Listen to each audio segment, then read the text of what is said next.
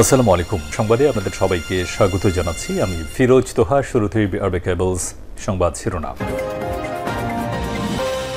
বাংলাদেশের সর্বশেষ গুরুত্বপূর্ণ আপডেট সংবাদে আপনাকে স্বাগত। শুরুতে সংবাদ শিরোনাম, পরে বিস্তারিত। শুরুতেই জানিয়ে দিব ১৬ মামলার এজাহার, যাত্রাবাড়িতে অধিকাংশ গুলিতে নিহত, ২ পুলিশসহ ৪ জনকে পিটিয়ে হত্যা। কোটাবিরোধী আন্দোলন চলাকালে ১৯ থেকে ২১শে জুলাই সবচেয়ে উত্তপ্ত ছিল রাজধানীর যাত্রাবাড়ি এলাকা। দিনরাত দফায় দফায় সংঘর্ষ হয়। এসব সংঘর্ষে ২ পুলিশসহ ৩৩ জন নিহত হয়েছে। এরপর জানিয়ে দিব আগস্টের প্রথম দিনে আওয়ামী লীগ এবং সহযোগীদের নানা কর্মসূচি, আলোচনা সভা, দোয়া মাহফিল, স্বেচ্ছায় রক্তদান, দুস্থদের মাঝে খাদ্য বিতরণ এবং বঙ্গবন্ধুর প্রতিকৃতিতে শ্রদ্ধা নিবেদন সহ শোকাবহ আগস্টের প্রথম দিনে নানা কর্মসূচি পালন করেছেন আওয়ামী লীগ এবং দলটির সহযোগী এবং ভাতৃপ্রতিম সংগঠনের নেতাকর্মীরা। এদিকে জুলাই রেমিটেন্সে বড় ধাক্কা। সদ্যবিদায়ী জুলাই মাসে $190 কোটি বা $1.90 বিলিয়ন রেমিটেন্স এসেছে দেশে, যা বাংলাদেশি মুদ্রায় যার পরিমাণ 22,526 কোটি টাকা। এর আগে মাস জুনে এসেছিল 2,541 মিলিয়ন বা $2.54 বিলিয়ন রেমিটেন্স। সেই হিসেবে এক মাসের ব্যবধানে রেমিটেন্স বা প্রবাসী আয় কমে এসেছে 63 কোটি 20 লক্ষ বা 7,457 কোটি টাকা।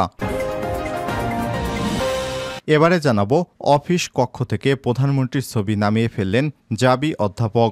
যার হাতে আমার সন্তানদের রক্ত, সেই খুনির ছবি আমি আমার দেয়ালে রাখতে চাই না বলে মন্তব্য করেন বিভাগের অফিস কক্ষ থেকে প্রধানমন্ত্রী শেখ হাসিনার ছবি নামিয়ে ফেলেছেন জাহাঙ্গীরনগর বিশ্ববিদ্যালয়ের জাবি বাংলা বিভাগের সভাপতি অধ্যাপক শামীমা সুলতানা।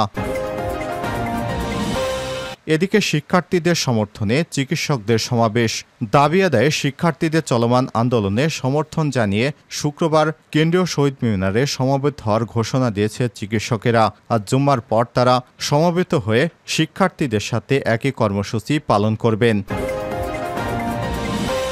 এবং সর্বশেষ জানিয়ে দিব, এবার নিজের ফেসবুক প্রোফাইল লাল করলেন ডক্টর মোহাম্মদ ইউনূস। কোটা সংস্কার আন্দোলন ঘিরে সহিংসতায় ছাত্র জনতা হত্যাসহ ৯ দফা দাবিতে এখনও উত্তাল বাংলাদেশ। দ্বাদশ নির্বাচনের আগে থেকে বাংলাদেশের রাজনীতি এবং বিভিন্ন ইস্যুতে কথা বলেছেন নোবেল বিজয়ী অর্থনীতিবিদ প্রফেসর ডক্টর মোহাম্মদ ইউনূস। কখনো নির্বাচন নিয়ে, আবার কখনো দেশের বিচার ব্যবস্থা নিয়ে নিজের অবস্থান স্পষ্ট করেছেন। সর্বশেষ কোটা সংস্কার আন্দোলন ঘিরে নিজের অবস্থান পরিষ্কার করেছেন প্রফেসর মোহাম্মদ ইউনূস। রক্তলাল প্রতিবাদে গত মঙ্গলবার সরব হয়েছিল সমগ্র বাংলাদেশ। মুখে আর মাথায় লাল কাপড় বেঁধে মিছিল, র্যালি হয়েছে বিভিন্ন স্থানে। শিক্ষক শিক্ষার্থীরা মুক্ত হয়েছিলেন এসব কর্মসূচিতে। এরই ধারাবাহিকতায় নিজের আইডিও লাল রঙে এঁকেছেন ডক্টর ইউনূস। প্রিয় দর্শক, এতক্ষণ শুনছিলেন সংবাদ শিরোনাম, এবারে বিস্তারিত। তবে তার আগে বন্ধুরা, আপনি কোন স্থান থেকে আমাদের সংবাদটি দেখছেন কমেন্ট করে জানিয়ে দিন। আর বন্ধুরা, আপনি যদি এই চ্যানেলে নতুন হয়ে থাকেন, সংবাদটি দেখতে দেখতে চ্যানেলটি সাবস্ক্রাইব করে রাখুন, ভিডিওটিতে একটি লাইক দিয়ে দিন। এবারে বিস্তারিত। ১৬ মামলার এজাহার, যাত্রাবাড়িতে অধিকাংশই গুলিতে নিহত, ২ পুলিশ সহ ৪ জনকে পিটিয়ে হত্যা। কোটাবিরোধী আন্দোলন চলাকালে ১৯-২১ জুলাই সবচেয়ে উত্তপ্ত ছিল রাজধানীর যাত্রাবাড়ি এলাকা। দিনরাত দফায় দফায় সংঘর্ষ হয়। এসব সংঘর্ষে ২ পুলিশ সহ ৩৩ জন নিহত হয়েছেন। এদের মধ্যে ২ পুলিশ সদস্য সহ ৪ জনকে পিটিয়ে হত্যা করা হয়। বাকি ২৯ জন কোটাবিরোধী আন্দোলনের আড়ালে সন্ত্রাসীদের এলোপাতাড়ি গুলিবর্ষণে নিহত হয়েছেন। এসব সংঘর্ষের ঘটনা হয় ১৬টি মামলার এজাহার বিশ্লেষণ করে এই তথ্য পাওয়া যায়। মামলায় এজাহার অনুযায়ী যাত্রাবাড়ি থানা পুলিশ মামলা করেছে ১৪টি। আসামিরা অজ্ঞাত পরিচয়। আর ২ পুলিশ সদস্য নিহত হওয়ার ঘটনায় তাদের পরিবার বাদী হয়ে আলাদা ২টি মামলা করেছে। ২টি মামলার একটিতে ১৭ জন, অপরটিতে ১৬ জনকে এজাহার নামিয়েও আসামি করা হয়। এজাহার নামিয়ে সব আসামি বিএনপির নেতাকর্মী। পুলিশের প্রতিটি মামলার এজাহারে বলা হয়েছে, কোটা সংস্কার আন্দোলন ঘিরে সহিংসতার সময় সন্ত্রাসীদের এলোপাতাড়ি গুলিতে নিহত হয়েছেন। আদালত সূত্রে জানা যায়, হত্যাকাণ্ডের ঘটনায় করা ১৬ মামলার এজাহার গ্রহণ করেছেন ঢাকার চিফ মেট্রোপলিটন ম্যাজিস্ট্রেট CMA আদালত। মামলার তদন্ত প্রতিবেদন ও দাখিলের নির্দেশ দিয়েছেন। এই ১৬ মামলার মধ্যে পুলিশ সদস্য গিয়াস উদ্দিন হত্যা মামলায় ডেমরা থানা ছাত্রদলের আহ্বায়ক মাসুদ রানা, দনিয়া ছাত্রদলের সাংগঠনিক সম্পাদক মোহাম্মদ এরফান ওরফে রোকন, মামুন, ছাত্রদলের সক্রিয় সদস্য মোহাম্মদ আবু বক্কর, রবিউল ইসলাম, মোহাম্মদ সৌরভ মিয়া, মোহাম্মদ তারেক হোসেন ও ঢাকা কলেজের এইচএসসির বিজ্ঞান বিভাগ একজন ছাত্র 7 দিনের রিমান্ডে রয়েছেন। গত 27 জুলাই তাদের 7 দিনের রিমান্ডে মঞ্জুর করেন আদালত। এছাড়া বাকি 15 মামলা এখনো কোনো আসামি গ্রেপ্তার হননি। গোপালবাগ মনোয়ারা হাসপাতালের সামনে সন্ত্রাসীদের গুলিতে বাদশা নিহতের ঘটনায় 27 জুলাই যাত্রাবাড়ী থানায় একটি হত্যা মামলা করেন ওই থানার উপপরিদর্শক এসআই কামরুজ্জামান। মামলার আসামি করা হয় অজ্ঞাত পরিচয় 5000 থেকে 6000 জনকে।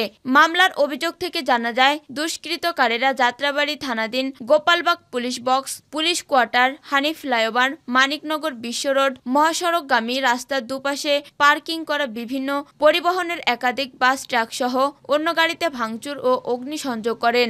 এতে 1 কোটি টাকার ক্ষতি হয়। আগস্টের প্রথম দিনে আওয়ামী লীগ সহযোগীদের নানা কর্মসূচি, আলোচনা সভা, দোয়া মাহফিল, স্বেচ্ছায় রক্তদান, দুস্থদের মাঝে খাদ্য বিতরণ ও বঙ্গবন্ধু শ্রদ্ধা নিবেদন সহ শোকাবহ আগস্টের প্রথম দিনে নানা কর্মসূচি পালন করেছে আওয়ামী লীগ ও দলটির সহযোগী এবং সংগঠনের নেতাকর্মীরা। বৃহস্পতিবার সকালে রাজধানীর বনানী কবরস্থান মসজিদে কোরআনখানি ও দোয়া মাহফিল করে ঢাকা মহানগর উত্তর আওয়ামী লীগ। এতে উপস্থিত ছিলেন উত্তর আওয়ামী লীগ সহ সভাপতি বীর মুক্তিযোদ্ধা মোহাম্মদ আবুল কাদের খান। দুপুরে সংগঠনের কেন্দ্রীয় কার্যালয়ের সামনে অসহায় ও দুস্থদের মাঝে খাদ্য বিতরণ করে আওয়ামী যুবলীগ সংগঠনের চেয়ারম্যান শেখ ফজলে শামস পরশ ও সাধারণ সম্পাদক মাইনুল হোসেন খান নিখিলের নেতৃত্বে কেন্দ্রীয় ঢাকা মহানগর উত্তর ও দক্ষিণ সহ বিভিন্ন ইউনিটের নেতাকর্মীরা এ সময় উপস্থিত ছিলেন। রাজধানীর কাফরুল এলাকায় দুস্থদের মাঝে খাদ্য বিতরণ করেন আওয়ামী লীগ স্বেচ্ছাসেবক লীগ সংগঠনের সভাপতি গাজী মেজবাউল হোসেন সাচ্চু ও সাধারণ সম্পাদক আফজালুর রহমান বাবু সহ সংগঠনের বিভিন্ন পর্যায়ের নেতারা উপস্থিত ছিলেন। রাজধানীর কৃষিবিদ ইনস্টিটিউশন বাংলাদেশ স্বেচ্ছায় রক্তদান আলোচনা সভা ও দোয়া মাহফিলের আয়োজন করে বাংলাদেশ কৃষক লীগ সংগঠনের সভাপতি সমীর চন্দ্রের সভাপতিত্বে ও সাধারণ সম্পাদক উম্মে কুলসুম স্মৃতির সঞ্চালনায়। এতে প্রধান অতিথি হিসেবে উপস্থিত ছিলেন আওয়ামী লীগ সভাপতি প্রধানমন্ত্রী শেখ হাসিনা। অনুষ্ঠান শেষে 15 আগস্টের শহীদ ও সাম্প্রতিক সহিংসতায় নিহতদের বিদ্রোহী আত্মার মাগফিরাত কামনায় মিলাদ ও দোয়া মাহফিল করা হয়। জাতির পিতা বঙ্গবন্ধু শেখ মুজিবুর রহমানের প্রতিকৃতি শ্রদ্ধা নিবেদন করে যুব মহিলা লীগ। এদিন সকাল 7টায় সংগঠনের সভাপতি ডেইজি সারোয়ার ও সাধারণ সম্পাদক শারমিন সুলতানা লিলির নেতৃত্বে শ্রদ্ধা নিবেদন করা হয়। এদিকে শোক দিবস উপলক্ষে ঐতিহাসিক ধানমন্ডি 32 নম্বর সড়কে মোমবাতি প্রজ্বলন ও খাদ্য বিতরণ কর্মসূচি ঘোষণা দিয়েও তা পালন করতে পারেনি মৎস্যজীবী লীগের নেতারা। জুলাই রেমিটেন্সে বড় ধাক্কা, সদ্যবিদায়ী জুলাই মাসে $190 কোটি বা $1.90 বিলিয়ন রেমিটেন্স এসেছে দেশে বাংলাদেশি মুদ্রায়, যার পরিমাণ 22,526 কোটি টাকা। এর আগের মাস জুনে এসেছিল 2,541 মিলিয়ন বা $2.54 বিলিয়ন রেমিটেন্স। সেই হিসেবে এক মাসের ব্যবধানে রেমিটেন্স বা প্রবাসী আয় কমেছে 63 কোটি 20 লাখ বা 7,457 কোটি টাকা। বৃহস্পতিবার 1 আগস্ট বাংলাদেশ ব্যাংক সূত্রে এই তথ্য জানা গেছে। বাংলাদেশ ব্যাংক সূত্রে জানা যায়, সদ্যবিদায়ী জুলাই মাসে প্রবাসী বাংলাদেশিরা $190 কোটি বেশি রেমিটেন্স পাঠিয়েছে, যা তার আগের মাসের চেয়ে 63 কোটি 20 লাখ কম এসেছে। গত বছরের জুলাই 2023 একই সময়ের তুলনায় প্রায় 7 কোটি কম এসেছে। গত বছরের জুলাই মাসে এসেছিল $197 কোটি 30 লাখ। কেন্দ্রীয় ব্যাংকের সূত্র বলছে, চলতি মাসের প্রথম 3 সপ্তাহে 40 থেকে 50 কোটি প্রবাসী আয় এসেছিল। এর মধ্যে 1 থেকে 20 জুলাই আসে $142 কোটি 93 লাখ। 27 জুলাই পর্যন্ত দেশে প্রবাসী আয় এসেছে $156 কোটি 74 লাখ। বাংলাদেশ ব্যাংকের অন্য একটি সূত্র জানায়, 1 থেকে 28 জুলাই প্রবাসী আয় এসেছে $165 কোটি 70 লাখ। তবে বাকি 3 দিনে যা রেমিটেন্স এসেছে সেটার যোগ মিলে $1,909 মিলিয়ন বা $1.90 বিলিয়ন হওয়া নিয়ে সংশয় প্রকাশ করেছেন খাত সংশ্লিষ্টরা। যদিও বাংলাদেশ ব্যাংকের মুখপাত্র SMS এর মাধ্যমে জানিয়েছে, 31 জুলাই একদিনেই 120 মিলিয়ন বা $12 কোটি রেমিটেন্স এসেছে। তবে রেমিটেন্সের অন্যান্য তথ্য প্রকাশ করলেও পুরো মাসের প্রতিবেদন ওয়েবসাইটে প্রকাশ করেননি বাংলাদেশ ব্যাংক। অফিস কক্ষ থেকে প্রধানমন্ত্রীর ছবি নামিয়ে ফেললেন জাবি অধ্যাপক। যার হাতে আমার সন্তানের রক্ত, সেই খুনির ছবি আমি আমার দেওয়ালে রাখতে চাই না, মন্তব্য করেন বিভাগের অফিস কক্ষ থেকে প্রধানমন্ত্রী শেখ হাসিনার ছবি নামিয়ে ফেললেন জাহাঙ্গীরনগর বিশ্ববিদ্যালয় জাবি বাংলা বিভাগের সভাপতি অধ্যাপক শামীমা সুলতানা। বৃহস্পতিবার দুপুরে বিশ্ববিদ্যালয়ের বৈষম্য বিরোধী ছাত্র আন্দোলনের গানের মিছিল কর্মসূচি শেষে এই মন্তব্য করেন তিনি। অধ্যাপক শামীমা বলেন, ঢাকার রাজপথ মেধাবীদের রক্তে লাল হয়েছে, তার প্রতিবাদ স্বরূপ আমি এটা করেছি। আমার মনে হয়েছে তিনি এখন বাংলাদেশের মানুষের হৃদয়ে নেই। যেহেতু উনি মানুষের হৃদয়ে নেই, তাই দেওয়ালে শোভা পাওয়ার মনে হয় না। তিনি আরো বলেন, আমি শিক্ষার্থীদের দাবির সঙ্গে একমত পোষণ করছি। সেই সঙ্গে উনি প্রধানমন্ত্রী যদি শিক্ষার্থীদের দাবি মেনে নেন, তাহলে তার ছবি আমি আবার সসম্মানে দেওয়ালে টাঙিয়ে দিব। শিক্ষার্থীদের সমর্থনে চিকিৎসকের সমাবেশ।